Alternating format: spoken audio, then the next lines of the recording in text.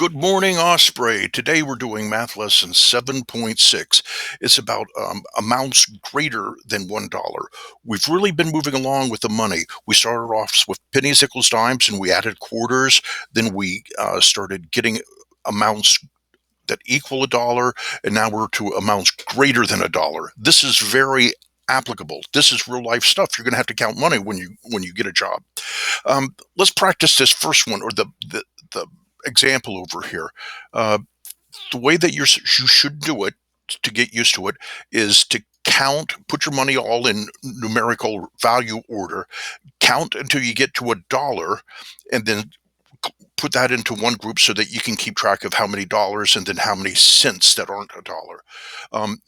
In this first one, they have four quarters: 25, 50, 75, a dollar. So they put a square around it and call it $1. Then they count the rest of the money. It's a quarter and two pennies: 25, 26, 27.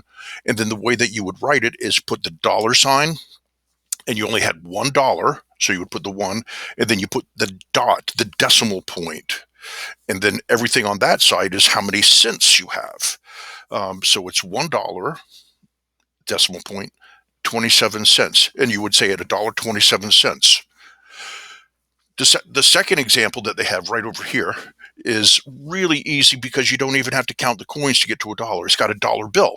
So you would start off selling $1, and then you count the rest of the money to see how much there is. It's got a quarter, 2 dimes, a nickel. That's 25, 35, 45, 50.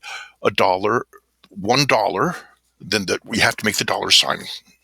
1.50. $1.50.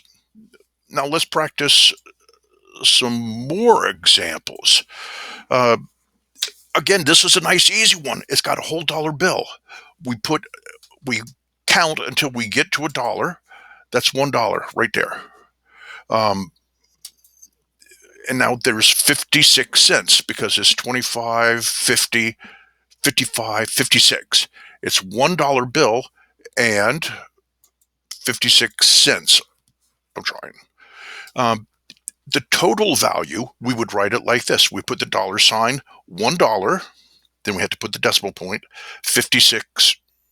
So we would say $1.56. That's the total value for all of that. Let's go to the next one. We can do it. We count until we get to a dollar. We've got four quarters: 25, 50, 75, a dollar. And then we lump that together and say that's $1. We count how many cents are left. There's 3 dimes. That's 10, 20, 30. That's $1.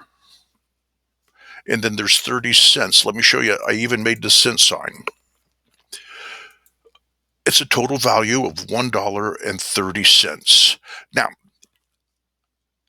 I also wanted to make sure that you know that there's sometimes it might be a tricky thing that they do. If you have, like in this example over there, if they would have the four quarters, but they didn't have the quarter, like this quarter wasn't there, it would be $1, and then there would be 2 cents. You would write it $1.02. For when you're talking about cents, you always have to use 2 digits. If it goes on to 3 digits, then you would add another dollar. But if you're talking about cents, it would be, you have to use at least 2 digits. So you would say 02 cents. But when you would actually say it would say $1.02. Practice these on Think Central Lesson 7.6. Have a good day.